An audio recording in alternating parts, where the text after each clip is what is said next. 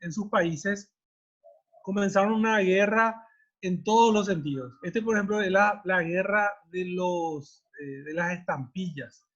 Fíjense a la izquierda una estampilla de paraguaya que dice el Chaco es paraguayo, ha sido, es y será del Paraguay. Y en Bolivia, el correo boliviano, fíjense también cómo dice Chaco boliviano. Esto es algo normal que realizan todos los países que tratan de fortalecer una postura con respecto a cuestiones territoriales. Lo hace Argentina hasta hoy en día con las Malvinas. Estas son estampillas de principios del siglo XX, cuando Bolivia comenzó la carrera de fortines en el Chaco. Bolivia ya desde 1905 comienza a instalar fortines en el Chaco en disputa. Paraguay reacciona recién 14 años después, allá por el año 1919, con la fundación de lo que se conocería como Fortín Nanagua. Es imposible eludir esta figura a la hora de hablar de la victoria del Chaco. Por más que decimos siempre que en el Chaco no hubo ni vencedores ni vencidos, hay que destacar que los números, que las circunstancias nos llevan a concluir de que Paraguay salió mejor parado del conflicto. Y uno de los principales responsables de esa situación fue el general José Félix Estigarribia, que comenzó la contienda siendo simplemente un teniente coronel. ¿Por qué le dieron la misión tan importante de defender ese gran territorio? Porque tenía experiencia en el Chaco. Había vivido durante varios tiempos, no solamente en el Chaco, sino también en Concepción, así que conocía a la perfección el lugar donde se iba a desarrollar el conflicto. Este es nuestro primer fotógrafo, Adolfo María Friedrich. Él era un austriaco contratado justamente por José Félix Estigarribia para que documente todo lo que iba a pasar durante la contienda. Friedrich comienza a sacar fotos desde Boquerón y llega a cruzar con el ejército paraguayo el Parapití ya en enero del año 1935 y quitó aproximadamente 4.000 fotos, que hoy son parte del acervo de estos dos grandes institutos o centros culturales paraguayos, el Instituto y Museo Militar del Ministerio de Defensa Nacional y el Centro Cultural de la República, el Cabildo. Encontré algunas fotos sueltas también en la Fundación Huellas de la Cultura Paraguaya, que es una fundación, una fundación es privada, que tiene un acervo muy interesante también de la Guerra del Chaco. Además, en esta fundación encontré fotos que no hay en otros lugares, fotos inéditas que probablemente son de colecciones privadas. Paraguay llegó a tener algunos corresponsales en la guerra al inicio de la contienda y llegaron a quitar fotografías, pero eran más fotografías de personas que iban a parar a los periódicos a los cuales ellos representaban en ese momento. No eran fotografías del entorno chaqueño como sí es el caso de Friedrich. Estas son una sesión de fotos de aproximadamente 15 diferentes posturas de diferentes soldados. Fíjense el machete en la mano, el fusil, la frazada cruzada por el pecho. Esa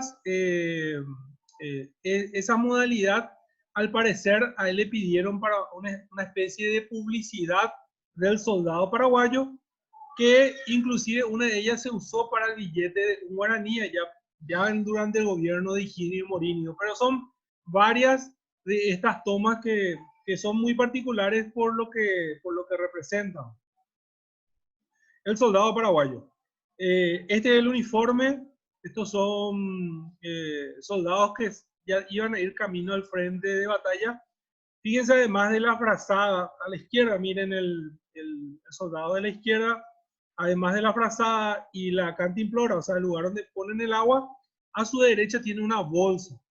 ¿Qué llevaban en esa bolsa? Esa es una bolsa donde llevaban ellos víveres, generalmente galletas, había un enlatado que tenía carne, lo que nosotros conocemos hoy en día vulgarmente como vaca, y hierba, azúcar y otras cosas que consumía el soldado. O sea, esa era su bolsa de víveres y por supuesto su fusil al que le entregaban con 50 tiros una vez que ellos se subían en el puerto de Asunción.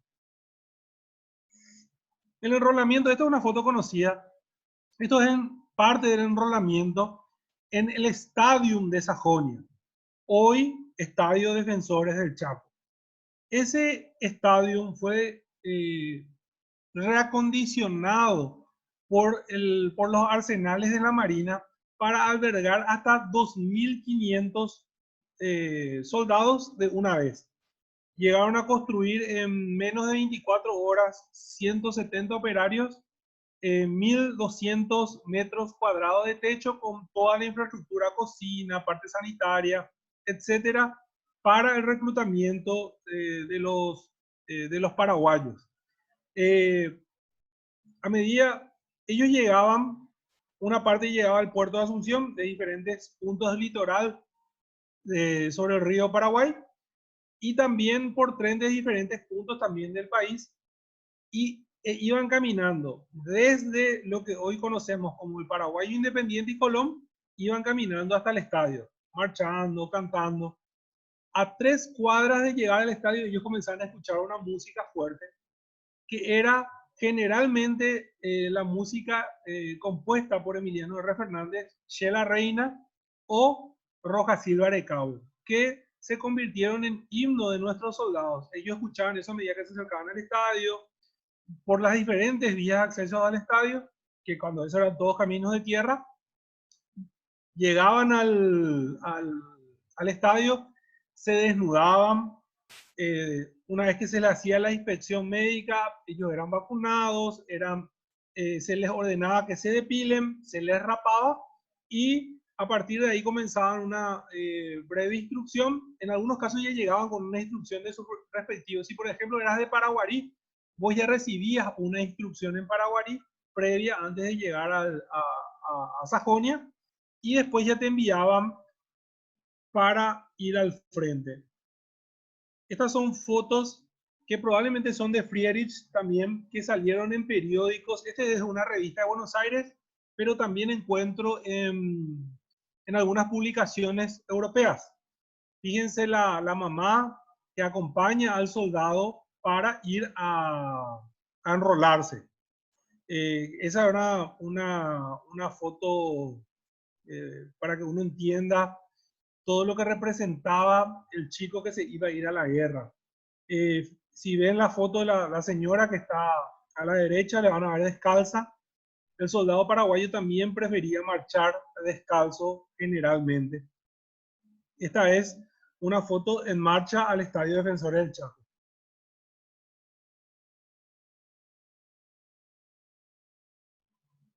La última carta, probablemente las madres llevaban a sus hijos, los encomendaban con alguna virgen, con algún santo, les daban unas últimas recomendaciones, les daban una carta y ahí se despedían. ¿Cómo iban al Chaco? En barco. Esto es, Paraguay construyó y llegó a tener dos barcos muy importantes que fueron el Paraguay y el Humaitá, que aseguraron la hegemonía del Paraguay sobre el río Paraguay. Y también sirvió como logística durante toda la contienda.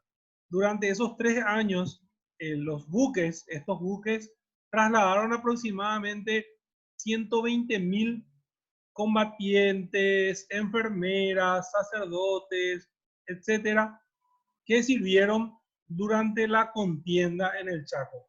¿Dónde se subían? Se subían en el puerto. Los primeros contingentes salieron de Sajonia, salieron donde hoy está el arsenal de la Marina. ¿Por qué? Porque había versiones de que había espías bolivianos en el centro de Asunción, entonces los primeros contingentes no salieron del puerto.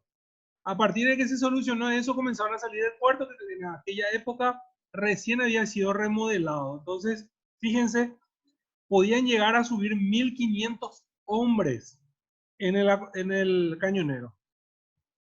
Un camino gente de 18 horas. Miren cómo vamos, encimados. Ahí no había ninguna comodidad. Hacías pipí ahí, comías ahí, si hacía calor te aguantabas ahí. No había cómo moverse. Se iba a pleno el buque. Había que economizar el traslado, había que aprovechar la capacidad del buque, entonces se cargaba hasta lo que se podía cargar. Fíjense cómo se iban, algunos ya con las piernas ahí en la baranda. Un viaje, como les digo, que podía tardar tranquilamente 18 horas. Con suerte a veces paraban en Concepción, bajaba la unidad que estaba, si había una unidad combatiente en Concepción, alzaban esa unidad y esos eran trasladados hasta el frente de guerra. Ahí está Asunción, acá está Asunción, se hacía el traslado por el río Paraguay hasta Puerto Casado. Como les digo, aproximadamente 18 horas.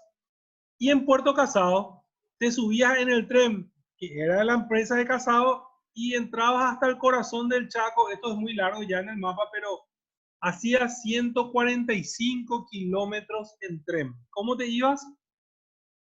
Así. Esto es en invierno. No hay comodidades. No piensen que es el tren con todas las comodidades sentado. No. En el techo. Así viajaban los muchachos, como se darán cuenta. Evidentemente hacía frío. Abrieron sus frazadas, ponían por la espalda. Y el trayecto de 145 kilómetros para llegar hasta donde llegaba la vía y nuevamente otros 15 kilómetros, generalmente caminando, para llegar a Isla Poí o Villa Militar. Ahí están, pueden ver el tren funcionando. Estos no eran trenes veloces, era un tren que iba bastante lento, así que era una verdadera odisea llegar al Chaco paraguayo. Los camiones. Los camiones eran fundamentales en el Chaco para la concepción estratégica que tenía José Félix Estigarribia. ¿Por qué eran importantes los camiones? Porque él pensaba en una guerra en movimiento y esa guerra en movimiento necesitaba trasladar miles de hombres en poco tiempo de un punto a otro y se necesitaban los camiones. Constantemente uno ve pedidos de camiones de Estigarribia, Eusebio Ayala, para que pueda él movilizarse hasta el frente de guerra. Generalmente, como en aquella época, no era peculiar, no era que todos tenían un automóvil como hoy en día puede ser que la gran cantidad de la población sepa manejar. En aquella época no. Había una escuela que le entrenaba a los choferes y tenían un entrenamiento militar también que después recién eran enviados en el Chaco para poder conducir estos camiones. Una parte del camión fundamental es la carrocería. Esa carrocería se hacía en los arsenales de guerra.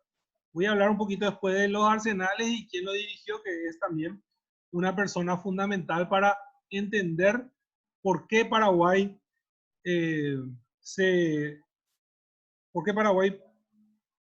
fue mejor en el Chaco que Bolivia. Esto es nada más que para entender rápidamente. Carlos von Horoch ayer les explicó, perdón, el miércoles explicó la batalla de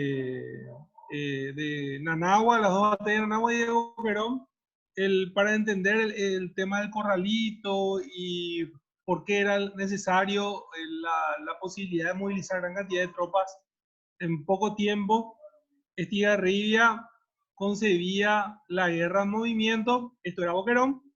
Estigarribia hizo lo que dijo Carlos von Horoch la otra vez, estos eran los caminos por los cuales podían llegar los bolivianos a Boquerón. Este es el camino por el que podían llegar los paraguayos. Estigarribia hizo un anillo para combatir a los que estaban en el fortín y otro anillo para combatir a los que estaban fuera del fortín. Cuando el segundo anillo apretó y ya no permitió que nadie más entre, entonces el segundo anillo, el más pequeño, ya hizo el trabajo nada más que de desgastar al enemigo que estaba en el fortín hasta que se rindiera. ¿Por qué es importante Boquerón? Boquerón es una especie de batalla escuela para Paraguay. Y en Boquerón también apareció uno de los mayores flagelos del Chaco, la sed.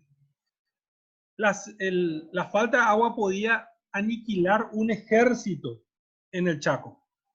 Esto es un camión aguatero paraguayo. Estos camiones al principio eran, además del chofer, iban generalmente 2 soldados más en la unidad. Después se tuvieron que reforzar porque lastimosamente algunos fueron asaltados por los propios paraguayos cuando comenzaron a tener mucha sed en la etapa de cercar lo que fue el Fortín Boquerón. Este es otro modelo de camión aguatero. Había también una especie de carreta, era una mulita en el cual estiraba el tambor y el que manejaba de alguna manera eso se subía sobre el tambor. Cualquier vehículo, cualquier forma de trasladar agua era fundamental en el Chaco. Se consumían miles y miles de litros por día cuando había batallas como la de Boquerón. Las trincheras. Fíjense cómo no son, o sea, por el que tiene un poquito más de conocimiento de la guerra del Chaco o que le gusta la historia de la Primera Guerra Mundial, va a haber trincheras impresionantes, sistemas mucho más profundos, con otro tipo de parapetos. Sin embargo, en el Chaco no. Eran trincheras menos profundas, el soldado se agachaba, disparaba, porque, como les digo, había la posibilidad de tener que salir rápido de esas posiciones, entonces no había esos grandes atrincheramientos que se vieron, sobre todo en la Primera Guerra Mundial. Esta es una foto boliviana. El que está en primer plano es el comandante, el que fue durante más tiempo comandante de las fuerzas bolivianas, Peñaranda. Esta es otra trinchera. Fíjense cómo entra. Hasta ahí el cuerpo no está parado, él está medio arrodillado. Ahí tiene un fusil y dispara. Atrás sigue el sistema de trinchera como para evacuarlo en caso de ser necesario. Esto es hoy. Esto es en Anagua. Fíjense lo que está ahí es un lugar que sirve generalmente para el comandante de la unidad que está combatiendo ahí, en donde hay generalmente una radio con el que se va comunicando con el jefe de todo el sector. Entonces ahí se ponían, retransmitían lo que iban pasando, la cantidad de bajas, si necesitaba más proyectiles, si necesitaba más hombres, pero eso era la mayor profundidad que alcanzaba la trinchera. Esto es un dibujo nada más como para entender, también boliviano, para entender cómo es que uno se colocaba para disparar en ese tipo de trincheras. Bolivia tuvo, no quiero hablar de una superioridad abismal, pero sí tenía armas en algunos sentidos más modernos, como por ejemplo los tanques, más modernas, perdón, los tanques que en Paraguay no se conocían, y también una aviación mucho más poderosa que la nuestra. Lo que ellos no tenían era un concepto para utilizar adecuadamente esos tanques, entonces prácticamente todos fueron utilizados por los paraguayos durante la contienda, ya sea capturados o destruidos. Este es el modelo del tanque que fue destruido en Anagua, que como explicó la otra vez von Horoch, no hay precisiones con respecto a la forma en que los paraguayos destruyeron, o si fue con artillería o si fue con granadas tiradas dentro de la unidad. De todas maneras, alguien terminó destruyendo aún más el tanque, probablemente los propios bolivianos, para que no sea utilizado por los paraguayos. Ese tanque está ahí en Anagua hasta hoy en día. Fíjense todo lo que tenía. Lastimosamente tenemos la mala costumbre de la rapiña y el tanque fue en gran medida rapiñado por gente que quería llevar como trofeo a su casa un pedazo de él. Como les digo, hoy en día es parte de todo el trayecto turístico que se puede hacer en Anagua. Ahí está al costado. Solamente eso ya queda de aquel tanque que pudo haber sido eh, un atractivo más turístico para el lugar. De hecho, sigue siendo un atractivo, pero lastimosamente fue rapiñado en gran parte. Este era el daño que podía causar ya sea la aviación o las minas bolivianas. Fíjense, los muchachos están en un cráter, esto también es en Anagua. Ahí detrás, sentados con anteojos de sol, el más gordito de todos, está Silvio Lofrucio, que era el encargado de la parte médica del sector Nanagua. Él hacía viajes constantes en el avión Nanagua, que después les voy a mostrar, para evacuar heridos desde Nanagua a Concepción y llevar logística desde Concepción hasta Nanagua. No solamente sirvió como avión sanitario, sino que también se utilizó para trasladar logística durante la contienda. Esto para mostrar rápidamente, no voy a entrar en temas tácticos, esto es una gráfica que hizo el ingeniero Mariotti para mostrarnos la diferencia de fuerzas que hubo en la batalla más importante que ganó el ejército paraguayo en su historia, que se llamó la batalla de Campo Villa, una batalla que comenzó allá por fines de octubre del año 1933 y se extendió hasta el 11 de diciembre de ese año, cuando 9.000 bolivianos se rindieron ante los paraguayos. Fíjense la superioridad numérica de los paraguayos con respecto a los bolivianos. ¿Por qué es importante? Porque durante toda la guerra, el que concentró mayor cantidad de tropas siempre fue Bolivia. Bolivia llegó a enrolar por lo menos 100.000 hombres más que los paraguayos. Sin embargo, Estigarribia, para este tipo de combates, siempre trataba de tener la superioridad numérica para lograr su fin estratégico y en varias oportunidades lo llegó a realizar. Ahí también ustedes pueden ver la diferencia de fuerzas en cuanto a ametralladoras, cañones, morteros, etcétera. Miren también la diferencia de aviones. Ellos tenían 31 aviones contra 16 paraguayos y los aviones ellos eran mucho más modernos. Tenían 3 tanques, los paraguayos ninguno. Sin embargo, esos tanques fueron tomados por las tropas paraguayas una vez que estas fuerzas bolivianas fueron cercadas. Ese día comenzó un problema grande para el Paraguay, que fue el tratamiento con los prisioneros bolivianos. ¿Por qué digo un problema? Paraguay se preparó para tener por lo menos 2.000 prisioneros bolivianos. O sea, se previsionó eso, no presupuestariamente, sino logísticamente en diferentes partes de la región oriental. Sin embargo, Paraguay en toda la guerra capturó 21.000 prisioneros bolivianos. Este fue el primer contingente. Estos son los prisioneros que cayeron en Boquerón. ¿Cuál era el tratamiento que tenían? Bueno, hacían el camino al revés de lo que hacían los paraguayos para llegar al Chaco. Se iban caminando hasta donde tomaban el tren, en el kilómetro 145, tomaban el tren, llegaban hasta Puerto Casado, se les pasaba una isla que estaba ahí en la zona, se les rapaba, se pedía que se les depile, se les vacunaba, se los bañaba, se hacía un tratamiento con la ropa que tenían, después se les devolvía ese vestuario y entraban en una cuarentena en la zona de Villa Ayes, eran trasladados desde Puerto Casado hasta Villa Ayes, donde ellos entraron en una cuarentena y después recién entraban a la región oriental. Estos son los prisioneros bolivianos llegando a Asunción. Fíjense en la foto a la izquierda, abajo, acá están. Estos nomás son los guardias paraguayos. Acá hay otros.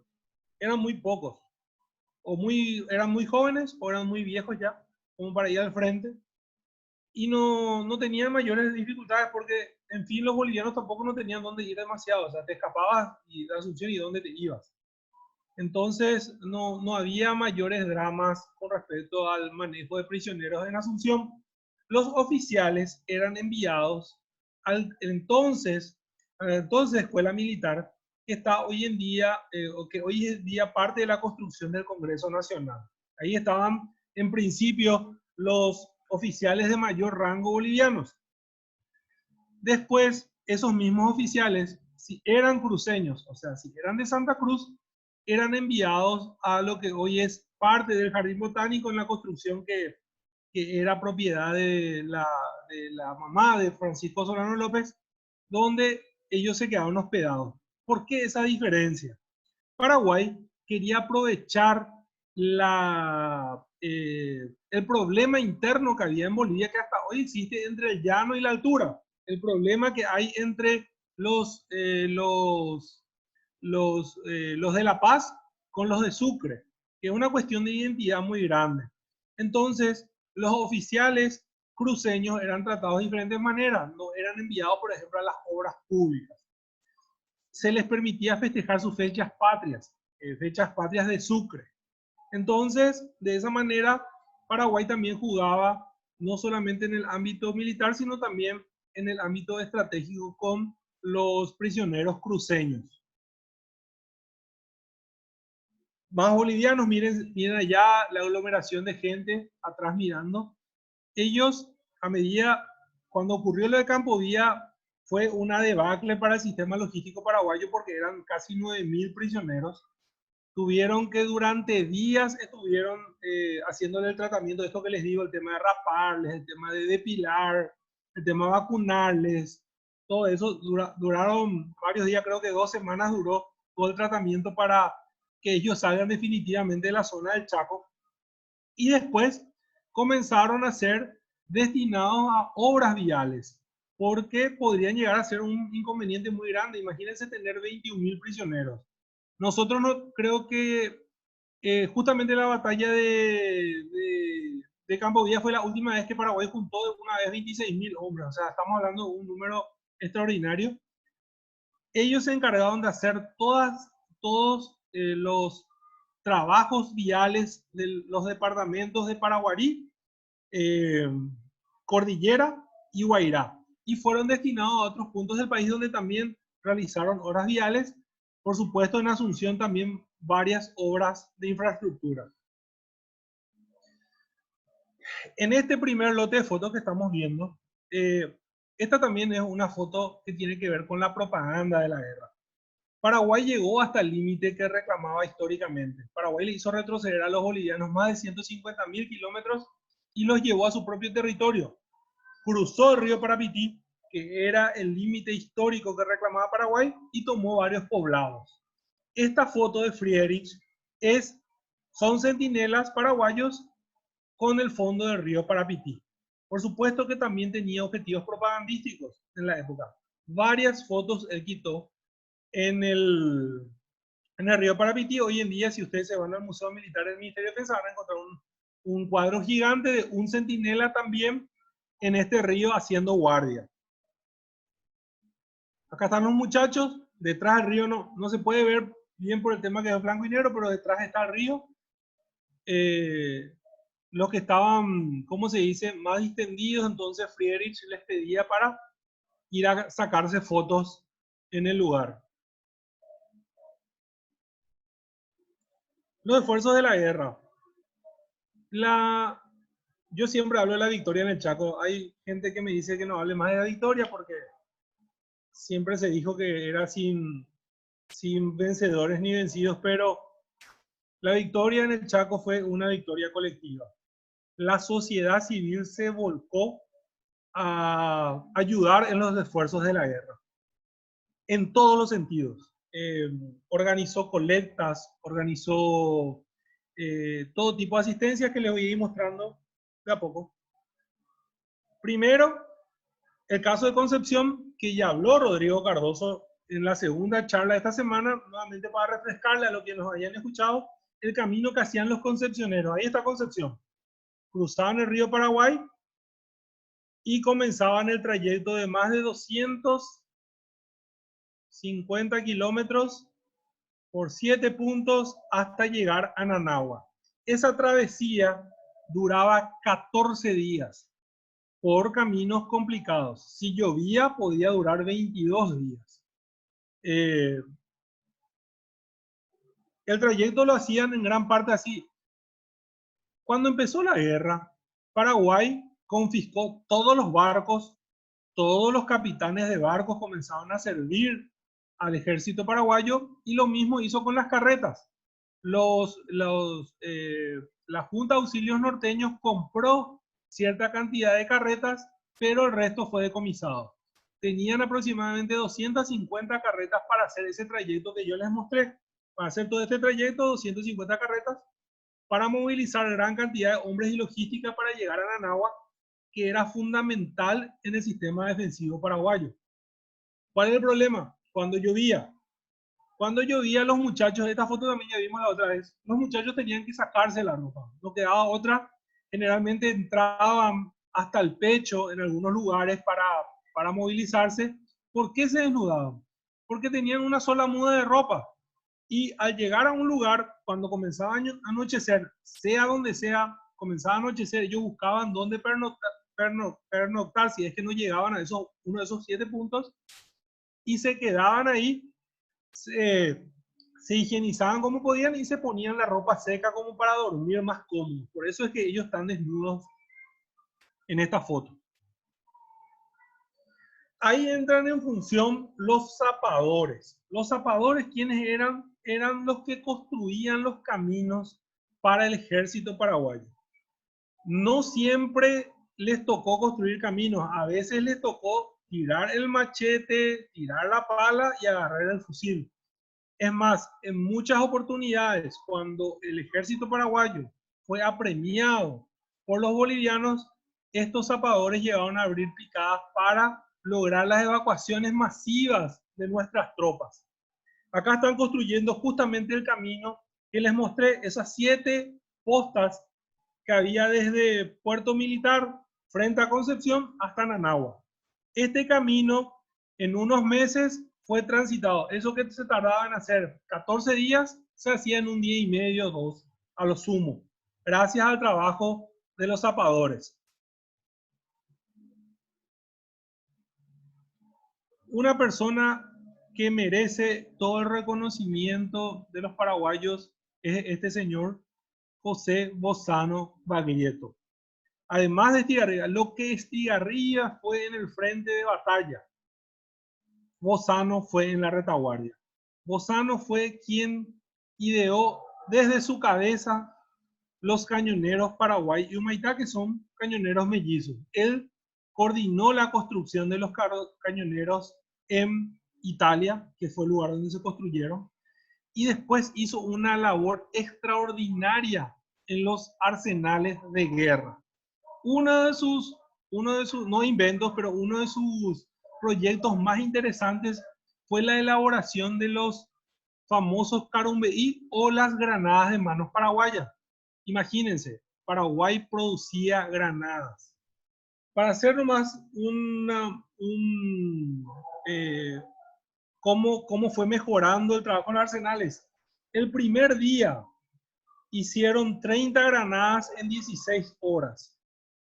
Unos meses después, el arsenal producía 160 granadas por hora y el arsenal trabajaba con 3.000 operarios en 3 turnos, o sea, se trabajaba 24 horas.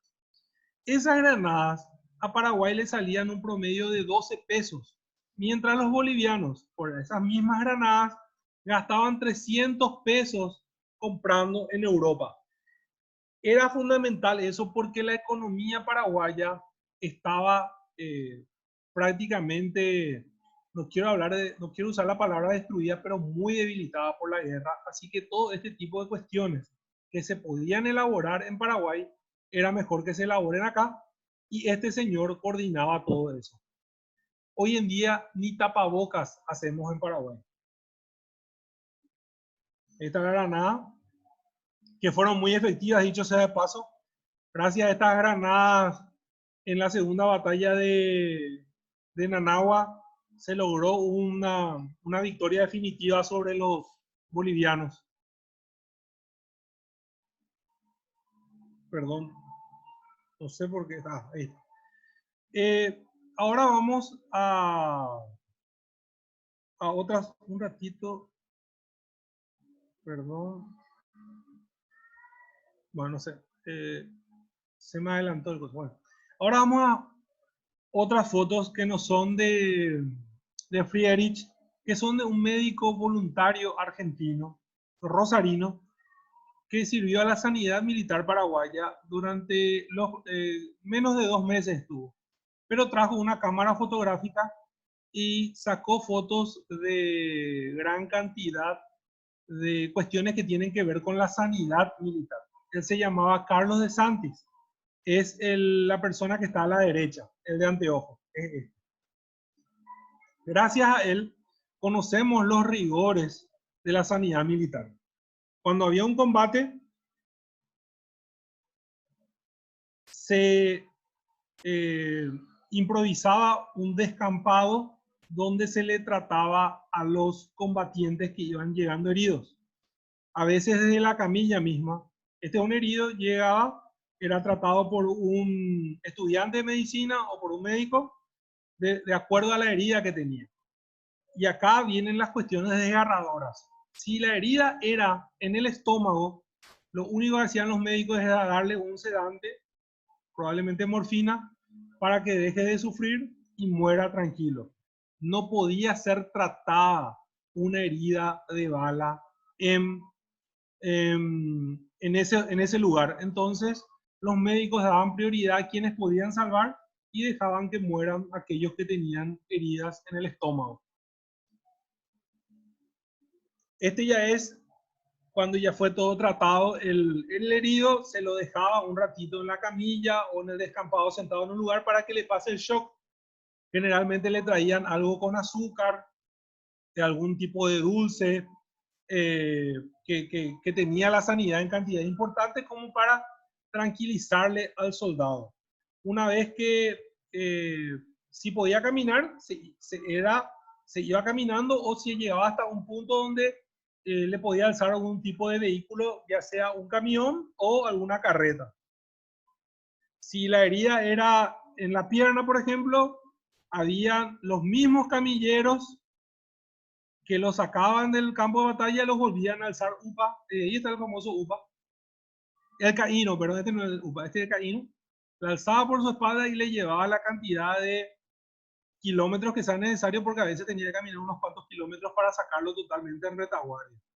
Fíjense cómo el humor del paraguayo siempre está intacto. Ahí está el personaje acá a la izquierda riéndose de la foto, su compañero llevándole a un herido. Esta es de aquellas revistas que les dije. Miren también cómo los evacuaban. Al parecer sí ya había fallecido, estaba mal herido.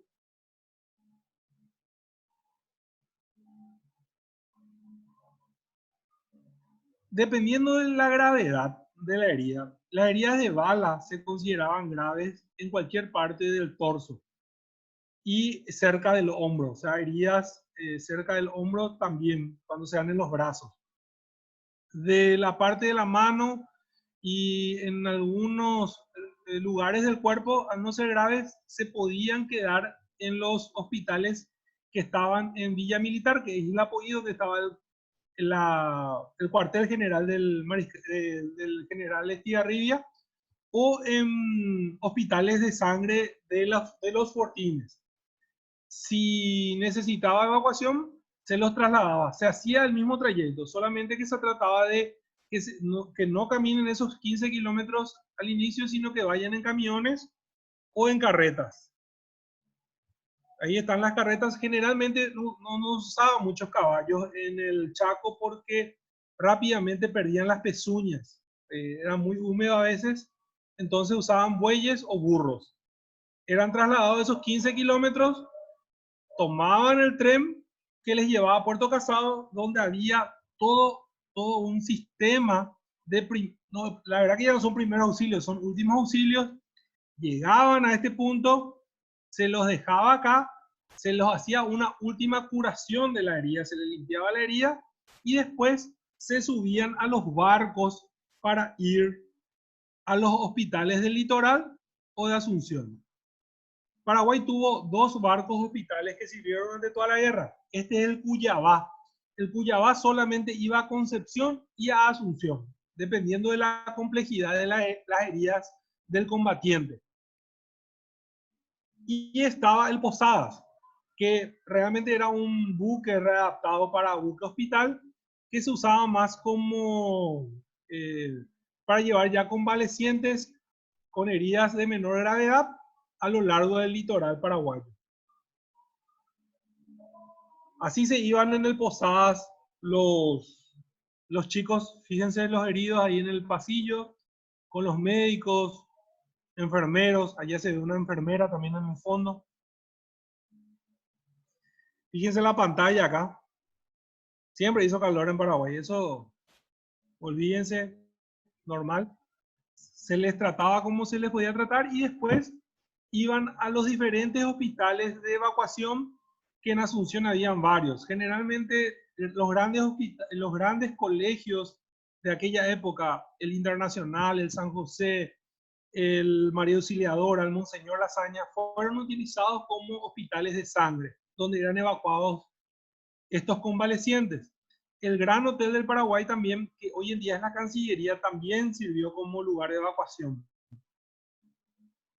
Este es el avión Nanagua, del que les hablé. Esto compró la comunidad de Concepción. Con los aportes de la comunidad se compró y evacuaban desde Nanagua hasta Concepción los heridos constantemente. Desde Concepción a Nanagua llevaban logística y de Nanagua a Concepción llevaban heridos.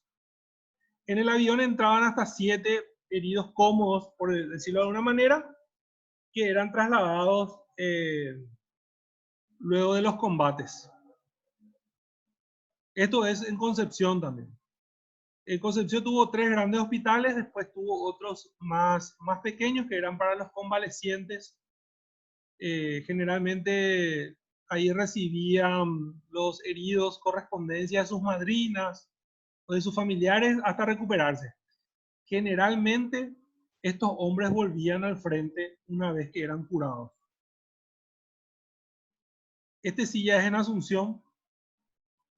Creo que este es en el colegio, en la escuela militar, donde funcionó brevemente también la sanidad, después por una cuestión de que había también ahí todavía oficiales paraguayos entrenándose, entonces se les sacó de ahí y se les destinó a otros hospitales de sangre. Bueno, nos vamos efectivamente a lo que tiene que ver con la sociedad civil. La sociedad civil ayudó, creó una serie de instituciones, pero decenas de instituciones, comisiones de damas, comisiones pro hospital, comisiones pro Cuyabá, o sea, pro hospital naval, comisión pro Nanagua, etcétera. O sea, se creó un montón de comisiones en las que la gente contribuía para ayudar a los veteranos de alguna manera. Esta es una suscripción pública. Como al principio de la contienda, al principio de la contienda Paraguay estaba previsionando recién lo que serían las pensiones para las viudas y las madres de aquellos que iban perdiendo sus familiares en la guerra. Entonces la sociedad civil ayudaba. Esta es una suscripción, una contribución que sale en el periódico. A la izquierda está Fernando Velázquez, que es un caído en Nanagua. Murió por heridas en combate. Y él dejó un hijo y una viuda, por supuesto, y la gente ahí en el diario se iba al periódico y donaba en un sobre. Si querías ponían tu nombre, si no, NN, vos dejabas la plata y esa plata iba para la viuda. Este tipo de contribuciones existió durante gran parte de la contienda. ¿Por qué? Como les digo, las arcas paraguayas estaban en apremios, entonces la sociedad civil contribuía. Otros, los que más me llamaron la atención, porque como les digo, son decenas. Uno era Oro para la Victoria. Dice, en San Bernardino quedó constituida la comisión de la colecta para el oro. Y ahí en la comisión dice, el encargado de todo, de reunir toda la colecta, era Pedro Bruno Bullari, que cuando eso era intendente de Asunción. Él murió, lastimosamente murió durante la contienda de una enfermedad en septiembre del año 1933, pero él era el encargado de la comisión. ¿En qué consistía? Las familias iban y dejaban sus joyas para que sirvan para que se vuelva efectivo y pueda servir para los esfuerzos de la guerra en Paraguay. se juntó casi 100 kilos de oro se llegó a juntar, que se hizo efectivo y que se llegó a utilizar, por supuesto para los esfuerzos de la guerra. Estaba vaso de leche para lisiados. Comenzaron a haber lisiados. Al no tener todavía una pensión, realmente era un nombre simbólico, nada más el tema de vaso de leche. Era una contribución económica y en víveres para aquellos que perdieron alguna mano o que ya quedaron incapacitados para trabajar. Entonces la sociedad civil les ayudó hasta que, al terminar la guerra, el gobierno se pudo hacer cargo de ellos. En cada distrito del Paraguay existió una comisión pro patria que era como un consejo de ancianos, o sea, gente ya vieja de las localidades, arraigada en esas localidades, juntaba plata o víveres cada cierto tiempo y eso lo enviaba a la Junta de Aprovisionamiento que funcionaba en Asunción y de Asunción nuevamente iba al Chaco. Y por último, que no menos importante, la Legión Civil Extranjera, que estaba compuesto por extranjeros que ya se radicaban hace rato en Paraguay y que contribuyeron económicamente para los esfuerzos de la guerra. La función de la mujer fue fundamental, no solamente en todas estas comisiones que se crearon, sino también en la parte emotiva y en la parte de auxilio a los que estaban combatiendo. A la izquierda, Adalita Ayala. Ella llegó a tener varios ahijados paraguayos. Lastimosamente, casi todos murieron. Ella era la hija del cónsul uruguayo acá en Paraguay y ella era madrina de guerra de muchos combatientes.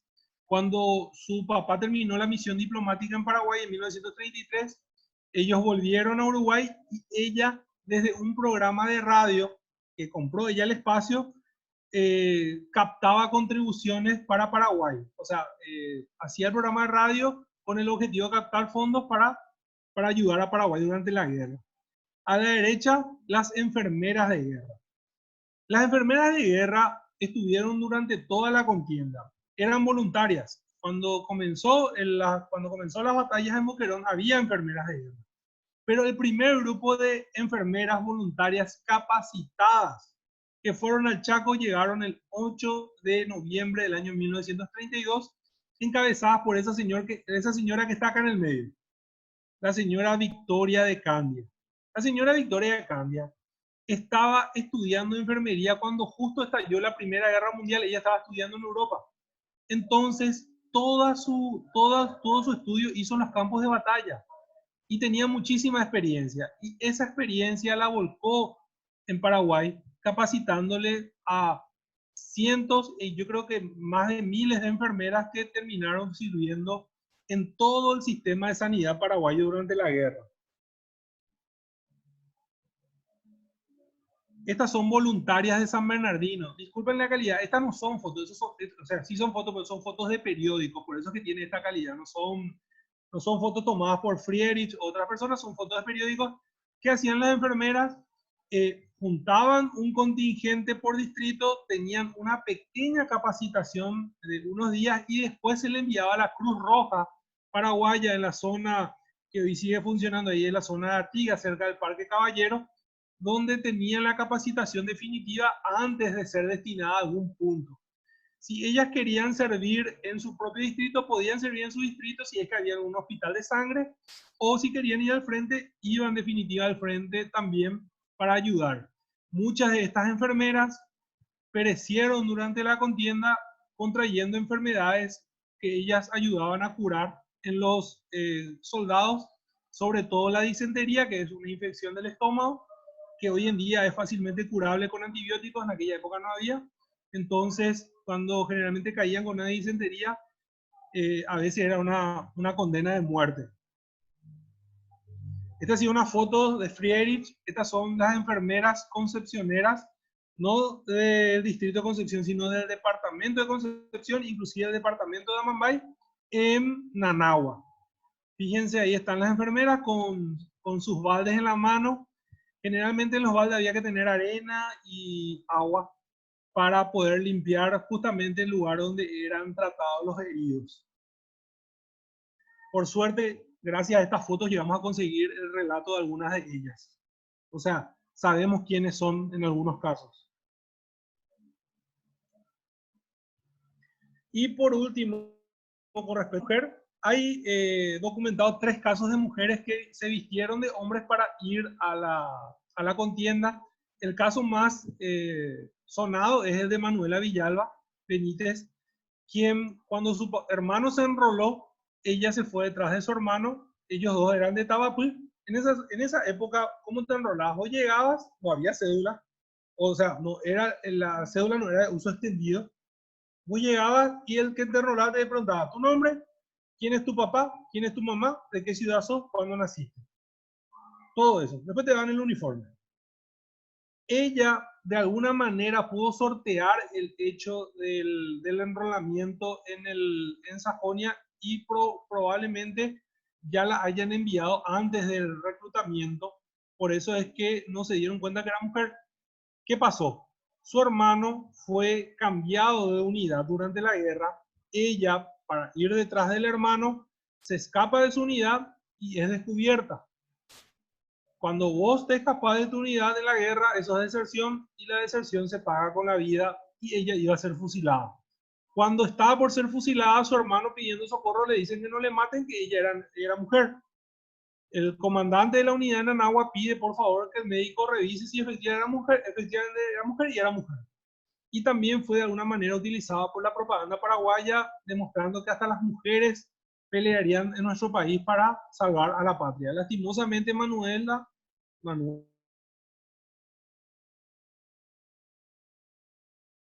Villalba Manuela le pierde a su hermano en 1935. Y los extranjeros. Es increíble la cantidad de nacionalidades de, de voluntarios que tuvo Paraguay. Yo encontré salvadoreños, lituanos, franceses. El de la izquierda es un soldado mexicano, Orlando Otón Moreno. Vino y se ofreció como voluntario para pelear por el ejército paraguayo. Hay recortes muy curiosos porque él pedía, por ejemplo, guitarra. Salía un recorte en el periódico en el que él pedía guitarra para cantar mariachis. Le dieron su guitarra, cantaba mariachis en Anagua y lastimosamente él pierde la vida en un combate también, defendiendo extrañamente la bandera paraguaya. El de la derecha, Bautista Ferrer Puig, era un catalán español que también se ofreció para servir en el ejército paraguayo y que murió también en combate. Este tipo era un poco más temerario, de hecho era medio suicida porque las cartas que uno le dejó, él prácticamente en todas sus cartas se despedía hasta que una vez efectivamente su carta de despedida tuvo efecto y murió en combate. Muchísimos voluntarios, sobre todo argentinos, porque la mayoría de los voluntarios argentinos murieron combatiendo por Paraguay. La memoria para terminar. Antes de empezar las preguntas y respuestas, lastimosamente, este ciclo se llama, tiene el nombre y usa la palabra olvido por una razón específica y que es de que la guerra del Chaco fue invisibilizada. Generalmente las dictaduras invisibilizan algún aspecto de su historia que quieren tergiversar. Más allá de eso, hoy en día la memoria de la guerra del Chaco está herida de muerte. Les voy a mostrar algunas cositas y después sigo hablando de esto. ¿Cuál fue la promesa que hizo no solamente el gobierno paraguayo, sino también el Estado paraguayo en aquel momento, sino también el pueblo mismo a sus soldados? Era el no los vamos a olvidar. Nosotros no vamos a olvidar el sacrificio que ustedes hicieron. Este muchacho jovencito murió creo que en Gondra, sí, murió en Gondra en septiembre de 1933. Dice su lápida: al estudiante que cayó como bueno defendiendo el derecho y la justicia, sus padres lo lloran. Dudo mucho que algunos de ustedes sepan quién es Desiderio Villalón o que hayan visto alguna vez su foto. Este señor, José Julián Sánchez, es el oficial de más alta jerarquía que murió durante la guerra del Chaco. Murió estúpidamente en en un ataque de aviación boliviana, salió al pedo de donde estaba y un proyectil le cayó cerca y lo terminó hiriendo de gravedad y terminó muriendo. En esa época, justamente con el concepto de no los vamos a olvidar, es que hicieron este obelisco que hizo un artista paraguayo de la época y se inauguró el 15 de agosto del año 1934, a unos meses después de que él había fallecido, en el lugar donde murió. Él murió en Bahía Negra, era el comandante de la sección de Bahía Negra. Nadie sabía en Bahía Negra qué representaba eso. Tanto así, de que el municipio hace unos años instaló un cartel y decía obra del intendente de esa época, año 2010, hasta ese punto, del desconocimiento con respecto a lo que significaba eso. Ese monumento y en honor a quién se había hecho. El olvido haciendo su trabajo. Estigarribia, cuando terminó la guerra, ¿qué hizo para recordarle a sus combatientes? Se fue ciudad por ciudad, las ciudades más importantes, les convocó a los familiares de quienes habían perdido a sus hijos, a sus esposos, les convocó a la ciudadanía de esos lugares para rendirles un homenaje. Les rendía ese homenaje y les entregaba alguna medalla, algún tipo de reconocimiento, algún tipo de recuerdo, para que ellos sientan efectivamente de que sus familiares no murieron en vano. Esta foto, la primera es de Pilar, esta foto es de Villarrica. Era todo un acto simbólico en el que participaba toda la comunidad. En esta foto está el hermano de Adolfo Rojas Silva. No estoy identificando cuál de los tres es Hermógenes Rojas Silva, que también combatió en el Chaco y que perdió a su hermano antes de la guerra y que se convirtió en símbolo de los combatientes paraguayos durante la contienda. ¿Qué pasó? Lastimosamente, la inestabilidad política y la revolución de 1947 hizo que el olvido lentamente haga su trabajo hasta hoy en día. Las comunidades comenzaron a hacer homenajes en honor a sus héroes. El primero de ellos fue Itagua. Itagua fue el primer distrito que hizo un homenaje en honor a sus héroes, hizo un obelisco, un pequeño obelisco, y también nombró la primera calle con un caído en la guerra del Chaco, que era, ¿cómo se llama? Acá digo, Esteban Martínez. Le nombraron a Esteban Martínez a la primera calle con nombre de veterano al poco tiempo que él murió en Pitiantuta, a la primera batalla grande que hubo en la guerra del Chaco en julio del año 1932. Este era Esteban Martínez. Esta es la única foto que hay de él. Como fue tanto la conmoción que creo que ocasionó su muerte, él era oficial, realmente era sargento, después póstumamente fue ascendido a teniente Esteban Martínez, que la comunidad pidió al gobierno en 1934 que traigan sus restos. Se hizo un esfuerzo muy grande, se trajeron sus restos, que fue una manifestación multitudinaria, no solamente de la comunidad de Itagua, sino de todos los lugares por donde pasó su cuerpo. A la derecha, la foto del lugar donde está hoy en día. Para llegar al lugar es un desastre. Ahí está la foto. Esa foto que ustedes ven a la izquierda. Totalmente olvidado. Este no es solamente el destino de Esteban Martínez en Itagua. Es el destino de cientos de héroes paraguayos que cayeron en combate. Este es los honores que le brinda la municipalidad de Asunción a los héroes caídos en la guerra. No es culpa de esta municipalidad, ni de la anterior, ni de la anterior. Esto es desidia de décadas. ¿Qué es este lugar? Este columbario, en el año 1934, se habilitó para albergar a los paraguayos que iban cayendo en combate. Era un lugar de honor. Se eligió ese lugar justamente porque era todavía cuando eso un lugar donde había mucho espacio para que pueda entrar, para que la gente pueda entrar, para que puedan venir para fechas especiales. 408 lugares había. Aproximadamente 300 fueron puestos en este lugar. Hoy quedan 24. El resto fue rapiñado, tirado. Hoy en día ustedes ven, si se quieren pueden ir a ver allá en el cementerio de la Recoleta y van a encontrar huesos esparcidos en todas partes. Este es el no los vamos a olvidar. Nos olvidamos. Hoy los recordamos por la fecha y porque hoy estamos haciendo esta charla, pero hasta ahí llega nuestro recuerdo. Este es al otro lado, porque el columbario pues tiene ambos lados, este es el otro lado. Ahí está. Cada tanto nos solemos ir con mucha gente, entonces la municipalidad limpia, saca, le pone cal, pero esto es irrecuperable. Lo poco que queda hay que sacar de ahí y llevarlo a un lugar de honor. El gobierno paraguayo, el gobierno anterior, llegó a crear un espacio muy importante en el cuartel de la Victoria.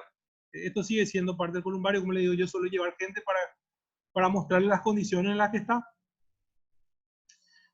El cuartel de la Victoria tenía un cementerio donde fueron enterrados los que iban muriendo en el lugar, y en el año 2017 o 2016 se recuperó el lugar y se hizo un lugar muy lindo, realmente un lugar de honor. Yo creo que ese es el lugar donde deberían ser llevados no solamente los del columbario de Asunción, sino todos esos héroes de guerra que cayeron en combate y que sus comunidades en aquel momento pidieron por ellos y que hoy en día están olvidados. Quizás con excepción de Villeta, que tiene un lugar que se llama La Última Trinchera, que está relativamente bien cuidada, y la ciudad de Eusebio Ayala, en Barrero Grande, que tiene también un mausoleo de sus héroes, que también es un lugar digno. El resto de los distritos de nuestro país no merece tener a sus héroes como tiene, y tienen que llevarlo por lo menos en un lugar así, y ojalá en algún momento se pueda hacer. Todo por la patria. Para concluir, yo llegué a sacar, estos son fotos de jóvenes que murieron en combate durante la guerra. Los periódicos paraguayos desde 1932 hasta 1935, por lo menos los que están en la Biblioteca Nacional, llegaron a censar, o sea, llegaron a homenajear a 342 de esos muertos. Yo llegué a sacar la foto de todos ellos. Lastimosamente me robaron la computadora hace un tiempito atrás y perdí todas las fotos, pero no hay problema, me voy a sacarles nuevamente. Pero por lo menos para sacar en algún momento alguna página en internet para que la gente pueda buscar sus familiares y traerlos nuevamente al recuerdo. Las calles funcionan en Paraguay como un mapa de la memoria. ¿Por qué como un mapa de la memoria? Ustedes sin darse cuenta pasan por calles que homenajean a estos hombres que cayeron en combate. Por ejemplo, Denis Roa es un chico que cayó en combate. Es un paraguayo que cayó combatiendo. Gumercindo Sosa, también una calle importante. Los que viven en Sajonia les va a sonar la calle Rodi, también otro que cayó durante la guerra. Casi todos esos que tienen el aditamento de teniente o capitán o mayor en las calles de Asunción son homenajes a hombres que cayeron combatiendo en el Chaco. ¿Cuál es el problema? El Estado paraguayo, como guardián de la memoria de nuestro país, se encargó de darles nombre a esas calles para que nos sirvan como ese mapa de la memoria. Lastimosamente, los que vinieron después no nos contaron quiénes eran ellos. Para despedirme, una foto hermosa de los concepcioneros, Pedro Juaninos, la gente de Loreto, de Belém, de Orqueta, que estaban esperando el barco que les lleve al frente. Muchos ya no volvieron. Ahí les ve bien la cara. Bueno, hagamos preguntas y respuestas. Espero que les haya gustado la exposición. La última parte fue más plagueo que exposición, pero había que hacerlo. Voy contestando las preguntas que encuentro en el chat. Dicen,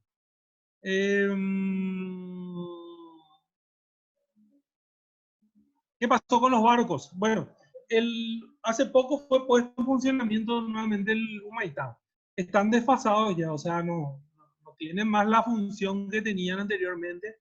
Hoy en día, con lanchas más veloces y con mayor potencia de fuego, ya están completamente obsoletos, deberían ser museos y deberían estar más cuidados por el Estado, pero Por suerte, por lo menos uno de ellos fue recuperado, como les digo, y está funcionando. Ahora, hace poco, con la fecha de independencia, se pudo ver al cañonero Humaitá ahí cerca del Palacio de Gobierno. Ese tren que pasó y le pasó el olvido también. A todo ese trayecto, gran parte fue rapiñado. Hay algunos artículos periodísticos al respecto que dan mayor información.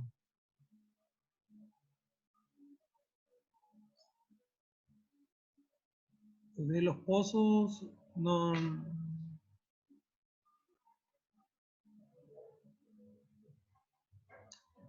Paraguay no adquirió tanques, preguntan. No,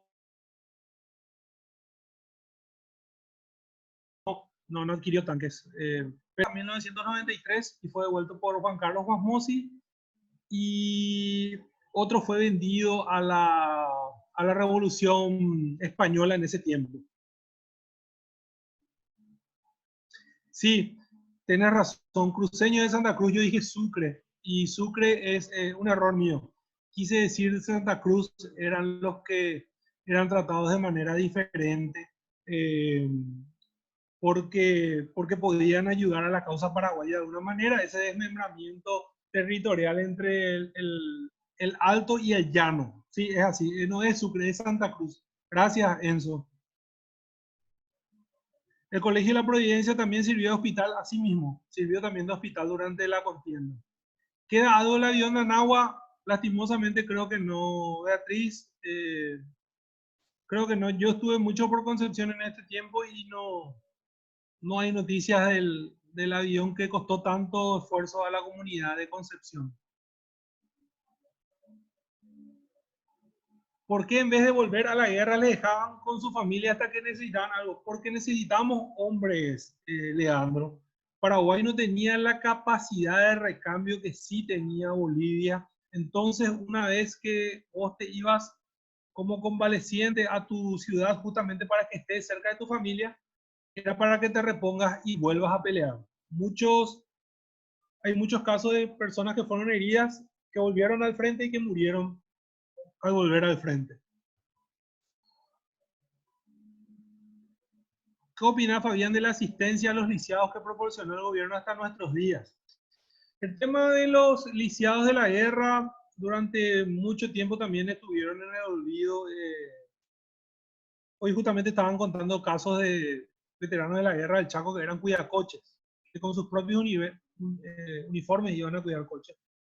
Sí, era paupérrima la asistencia que recibían del gobierno. Eso fue aumentando con los años, a medida que ellos eran menos, era un poquito más fácil pagarles más.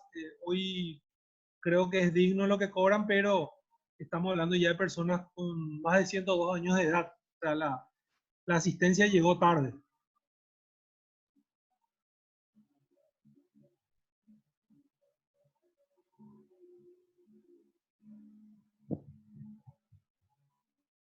Dice, a Carmelo Peralta ya se lo llevó de ese panteón municipal abandonado, la iglesia de Luque también fue hospital de sangre. Mara, me gustaría que me aclares dónde está Carmelo Peralta, porque sí, él estaba en ese columbario que yo mostré que estaba totalmente abandonado, y hoy en día ya no está su tumba. Carmelo Peralta fue héroe de la guerra del Chaco y fue quien murió con Estigarribia en el accidente de aviación el 7 de septiembre de 1940.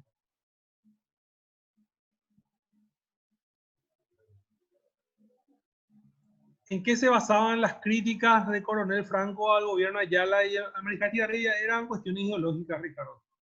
Eh, Anteriores a la guerra, inclusive comenzaron los problemas con Franco. Un héroe de la guerra realmente Franco, pero tuvo sus discrepancias con los gobiernos liberales. ¿Dónde están los rusos que cayeron en el Chaco? Creo que dos fueron traídos, el resto quedó ya definitivamente allá. Y hay un cementerio ortodoxo o ruso en el cementerio de Recoleta. Ahí están enterrados algunos, Omar.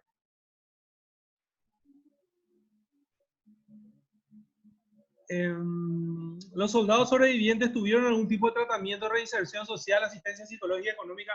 No, Shirley no. Ellos comenzaron a cobrar, o sea, tuvieron asistencia aquellos que quedaron lisiados justamente lo que conocemos como el Cuartel de la Victoria fue un espacio que se creó para ellos en principio y que después comenzó a albergar a cualquier veterano que no tenga dónde vivir y que quiera ir ahí, se podía ir a vivir ahí. El tema de asistencia psicológica y esos son conceptos que se manejan hace como 40, 30 años nada más y no, efectivamente no hubo, y hubo casos de veteranos que se llegaron a suicidar o que llegaron a cometer crímenes muy violentos al poco tiempo de la guerra.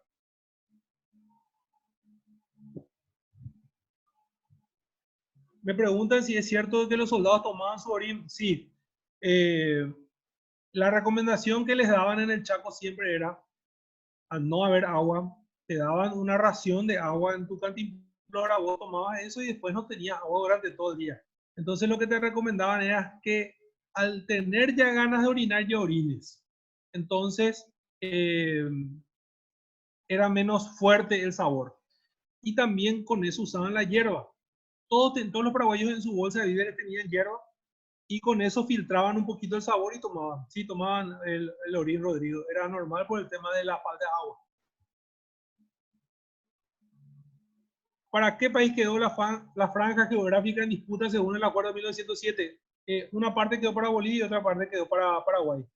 Paraguay, les voy a mostrar, te voy a contestar enseguida esa pregunta, voy a mostrar los mapas porque me hicieron mucho esa pregunta hoy y voy a contestar en un ratito.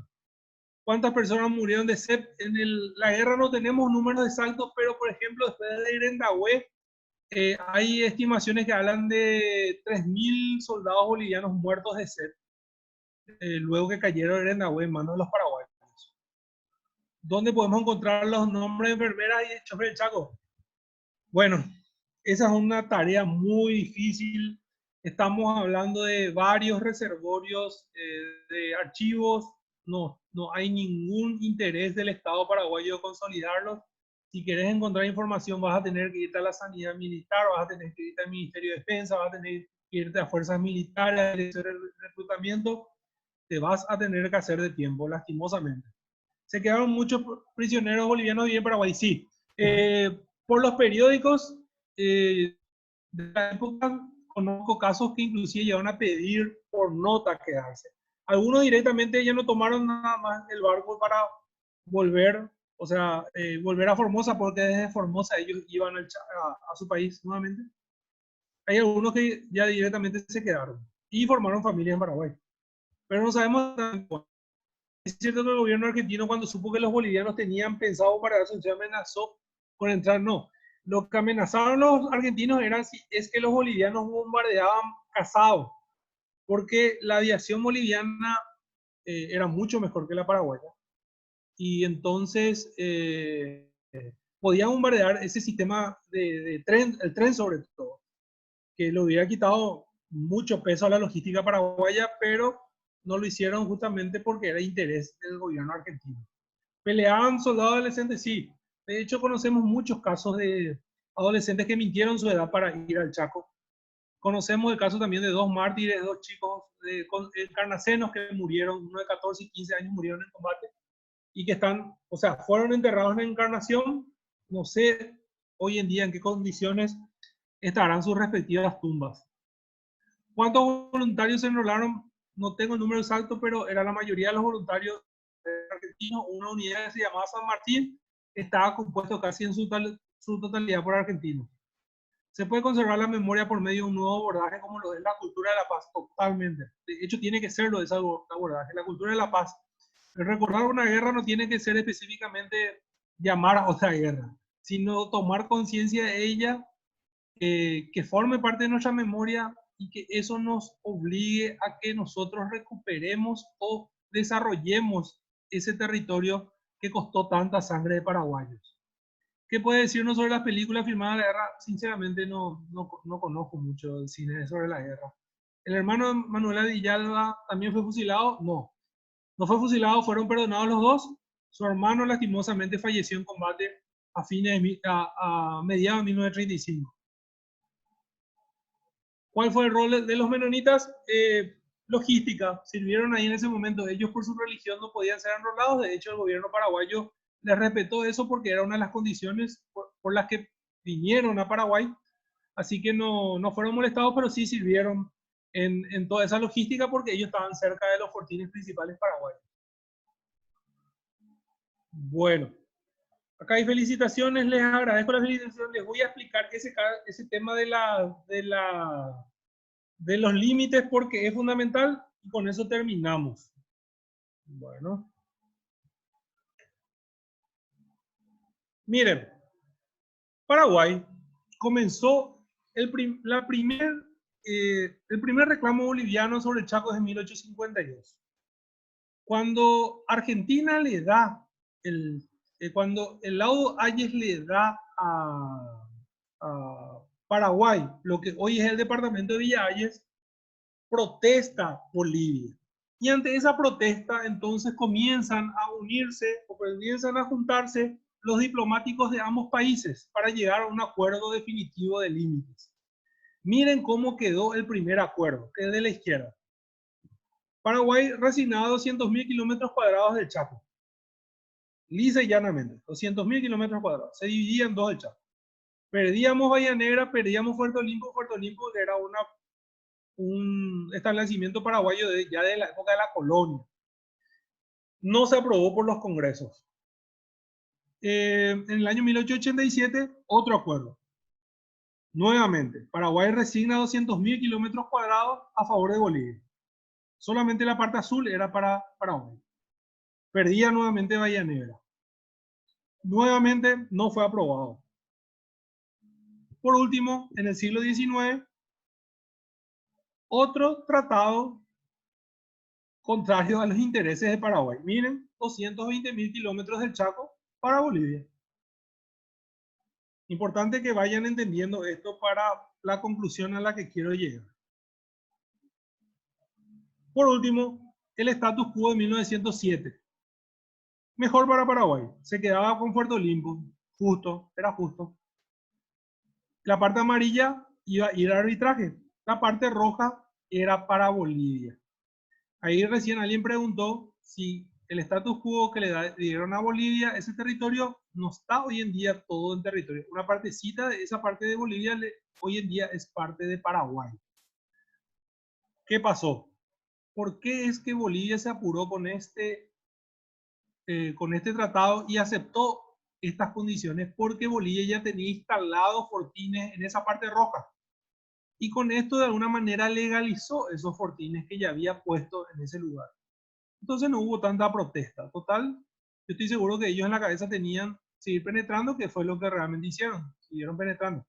Fíjense nuevamente, con este tratado, nuevamente Paraguay resignaba casi 200.000 kilómetros del Chaco. ¿Qué pasó? Pasó esto. Pasó esto. La parte azul era la parte ocupada por Paraguay antes de la guerra. Todo el resto estaba ocupado por Bolivia. ¿Qué hizo Paraguay? Le hizo retroceder 150.000 kilómetros cuadrados a los bolivianos. 153.000 kilómetros cuadrados realmente. ¿Qué pasó con el Tratado de Límites? Fíjense bien la parte verde allí arriba. Ahí ya se ve nuestra frontera actual. Miren, esta es nuestra frontera actual. ¿Qué pasó con este tema de acá? Esta parte estaba muy cerca de los poblados bolivianos que estaban acá. Y los bolivianos pidieron, bueno, ustedes cédanos una parte acá y nosotros le vamos a ceder esta parte que está acá. Sumando los números, este menos este, Paraguay terminó cediendo 15.000 kilómetros cuadrados de lo que logró por las armas, pero con un ejército ya desgastado, sin una posibilidad de tomar nuevamente la ofensiva y sobre todo teniendo en cuenta que Paraguay se quedó con mucho más Chaco que en todos los tratados anteriores que había aprobado con los bolivianos. Entonces, si hoy vemos el mapa del Chaco, ¿quién se quedó con la parte más grande? Inclusive mucho más grande de lo que había planeado desde un principio. Miren dónde estábamos, es Paraguay. Así que espero que con eso se haya entendido el tema de que no es que regalamos territorio, no existe eso. Se cedió parte de ese territorio por una cuestión lógica a cambio de un territorio que ellos también terminaron cediendo. Los números nomás dan a favor de ellos, pero es mucho más de lo que Paraguay tuvo de dominio sobre el Chaco alguna vez. Muchas gracias, espero que hayan disfrutado este ciclo de conferencias que realizamos con los chicos. Vamos a tratar de hacerlos cada mes, o sea, un ciclo de charlas de diferentes temas cada mes. Hoy terminamos con el Chaco y espero que haya sido de su agrado. No sé quién tiene que cerrar. Valeria, Graciela, ¿están ahí por el Centro Cultural Paraguayo Americano? ¿Están por ahí? Soy Graciela, Valeria también nos acompaña. Bueno, nada más que volver a agradecer a la audiencia que nos acompañó en estos 5 días, muy especialmente a los conferencistas y Fabián por liderar este ciclo, a la Universidad Americana y a Fundamenta a través de la carrera de Turismo Fundamenta. Desde el CCPA esperamos seguir brindando otras conferencias, tanto sobre historia, sobre momentos importantes en nuestra historia como país, y también de otros temas. Seguimos en contacto y muchas gracias nuevamente. Gracias, Graciela. Muchas gracias, Graciela, para la Universidad Columbia, para la carrera de Turismo y Fundamenta. Ha sido un placer colaborar con la iniciativa del Centro Cultural Paraguayo Americano y trayendo a toda esta gama de historiadores con nosotros esta semana. Nosotros vamos a seguir con más webinars las siguientes semanas y ya le haremos saber cuándo se viene de vuelta el ciclo de historia con nuestros historiadores. Agradecemos también a toda la audiencia que nos acompañó hoy por Zoom, a más de 80 personas en Zoom y más de 250 personas a través de Facebook Live, y a todas las personas que nos han acompañado durante toda esta semana. Gracias al Departamento de Comunicación de la Universidad por hacer posible nuestra transmisión y nos reencontramos la próxima semana con más webinars. Buenas noches.